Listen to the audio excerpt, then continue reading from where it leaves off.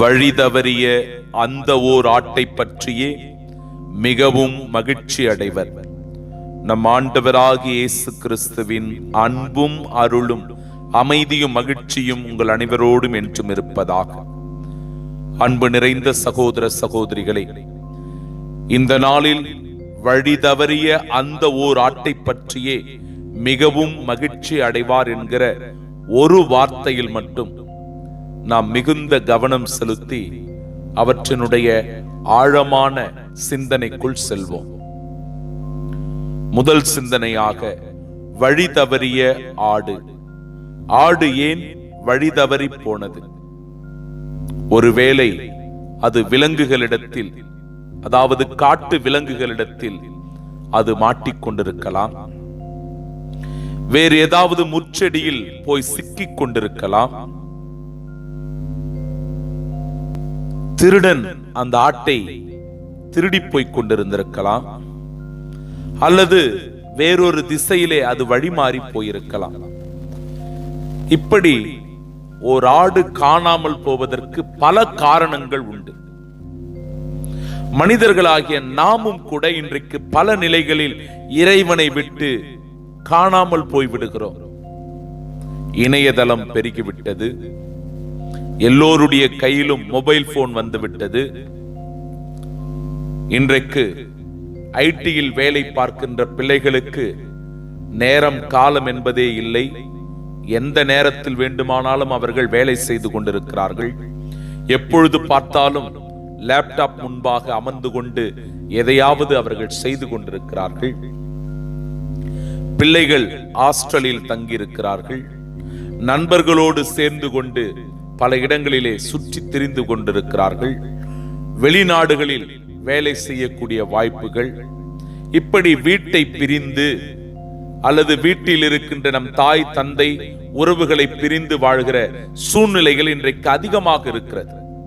இந்த சூழ்நிலையில் நாமும் கூட கடவுளை மறந்து போகின்ற, கடவுளை விட்டு விலகி போகின்ற, காணாத போயிருக்கிற ஆடுகளாக இருக்கிறோம். எப்படி பல காரணங்களினால் ஒரு ஆடு காணாமல் போகிறதோ அதுபோல ஒவ்வொரு மனிதனும் கூட இன்றைக்கு இருக்கின்ற இந்த நவீன காலகட்டத்தில் இறைவனை விட்டு வெகு தொலைவு போவதின் வழியாக காணாமல் போகின்ற ஆட்டிற்கு ஒப்பானவனாக இருக்கிறான்.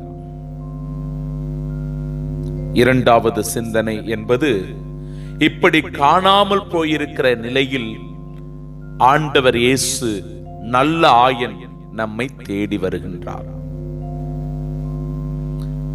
நாம் எந்த சூழ்நிலையில் காணாமல் போயிருந்தாலும் நம்மை தேடி கண்டுபிடிக்கும் வரை நல்லாயன் இயேசு தொடர்ந்து பல முயற்சிகளில் ஈடுபட்டுக் கொண்டே இருக்கிறார்.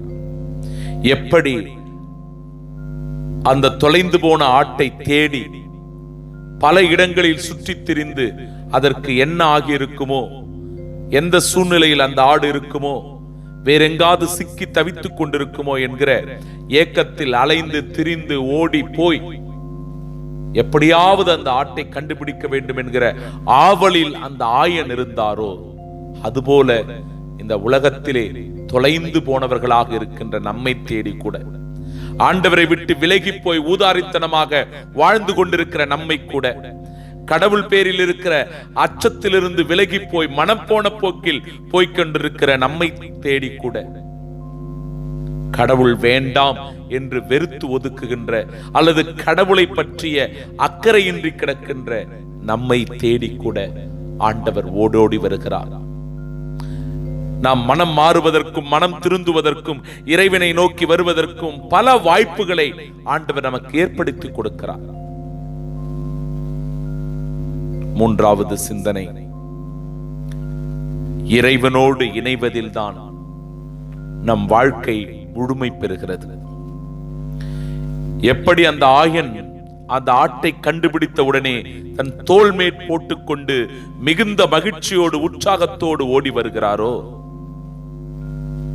பாவ வாழ்க்கை வாழ்ந்து கொண்டு, தாறுமாறான வாழ்க்கை வாழ்ந்து கொண்டு, மனம் போன போக்கிலே திரிந்து கொண்டு, நண்பர்களோடு ஊதாரித்தனமாக வாழ்ந்து கொண்டு, சூதாட்டங்களில் ஈடுபட்டு கொண்டு, தவறான பழக்க வழக்கங்களுக்கு இடம் கொடுத்து கொண்டு வாழ்கிறோம் என்றால் எப்பொழுது நாம் மனம் மாறுகிறோமோ, மனம் திருந்துகிறோமோ, நல்லவர்களாக வாழ முயற்சிக்கிறோமோ, இறைவனில் வந்து இணைகின்றோமோ, நம் ஆண்டவர் இயேசு கிறிஸ்து நல்ல ஆயனை நாம் கண்டுகொள்ளுகிறோமோ, அப்பொழுதுதான் என் அன்பு சகோதர சகோதரிகளே, நம்முடைய வாழ்க்கை முழுமை பெறுகிறது, நிறைவு பெறுகிறது, அர்த்தம் பெறுகிறது.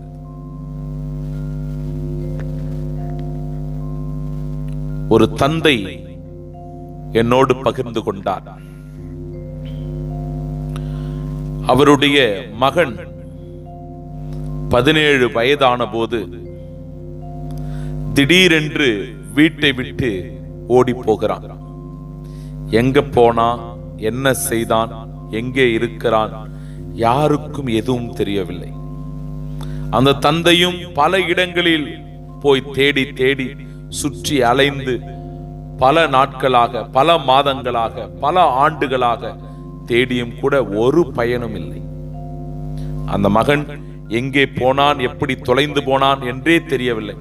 அவன் உயிரோடு இருக்கிறானா, செத்து போனானா என்று கூட அந்த தந்தைக்கு தெரியாமல் போய்விட்டது. அந்த குடும்பத்திற்கு மிகுந்த வருத்தம். இவர்களால் வெளியிலே முழுமையாக தலை காட்டக்கூட முடியவில்லை. ஒரு விதமான அவமானம். அந்த பிள்ளை எங்க ஓடி போயிட்டான், எங்க போனான்னு தெரியல என்கிற பேச்சு, பலவிதமான பேச்சு. ஆனால் இந்த கத்தோலிக்க குடும்பம் ஆண்டவர் பேரில் நம்பிக்கை வைத்து திருப்பலிகளை ஒப்பு கொடுத்துக் கொண்டிருந்தார்கள். காணாமல் போன அந்த மகன் கிடைக்க வேண்டும், காணாமல் போன அந்த மகன் கிடைக்க வேண்டும் என்று சொல்லி நம்பிக்கையோடு திருப்பலிகளை ஒப்பு கொடுத்துக் கொண்டிருந்தார்களாம். அன்பு சகோதர சகோதரிகளே, 20 ஆண்டுகள் கழித்த பிறகு ஓடிப்போன அந்த மகன் மீண்டுமாய் திரும்பி வந்திருக்கிறான். அவனுக்கு கல்யாணம் ஆயிடுச்சு, ஒரு குழந்தை, மும்பையில ஒரு நல்ல வேலை செய்து கொண்டு அந்த இடத்திலேயே அவன் வாழ்ந்து கொண்டிருந்திருக்கிறான். தந்தை மீதோ குடும்பத்தின் மீது இருந்த வெறுப்பினாலோ ஏதோ ஒரு தவறை செய்துவிட்டு ஓடி போகிற இந்த மகனுடைய நிலைமை கூட எப்பேற்பட்ட நிலைமையாக இருந்திருக்கும் என்று தெரியல. இந்த தந்தை நாள்தோறும் வருத்தப்பட்டு வேதனைப்பட்டு தன் மகனுக்காக கண்ணீரோடு செபித்துக் கொண்டிருந்தார். ஒரு நாள் அந்த மகனை கண்டு கொள்ளக்கூடிய வாய்ப்பு கிடைத்தது. அந்த மகன் மனம் மாறி, மனம் திருந்தி தன் தாய் தந்தையை சந்திக்க வேண்டும், பார்க்க வேண்டும் என்று மீண்டுமாய் தன் வீட்டிற்கு வந்தான். அந்த தாய் தந்தைக்கு எல்லையில்லாத மகிழ்ச்சி. அந்த காணாமல் போன ஆட்டை தேடி கண்டுபிடித்த நல்லாயனை போல வழி தவறி பாவ வாழ்க்கையில் விழுந்து மீண்டும் திரும்பி வருகிற போது ஆண்டவர் இயேசு கிறிஸ்து கொள்ளுகிற அந்த மகிழ்ச்சியை போல இந்த தந்தையும் கூட காணாமல் போயிருந்த அந்த மகன் திரும்பி வருகிற போது மகிழ்ச்சி அடைந்தார். என் அன்பு சகோதரர்களே சகோதரிகளே, நாமும் கூட இறைவனுடைய இல்லத்தில் இருக்கும் போது, நல்லாயன் ஆண்டவர் இயேசு கிறிஸ்துவனுடைய அருகில் இருக்கும் போது இறைவன் நம்மை குறித்து மகிழ்ச்சி அடைகிறார் என்கிற உணர்வோடு இந்த திருப்பலியிலே தொடர்ந்து பங்கெடுப்போம். ஆமென்.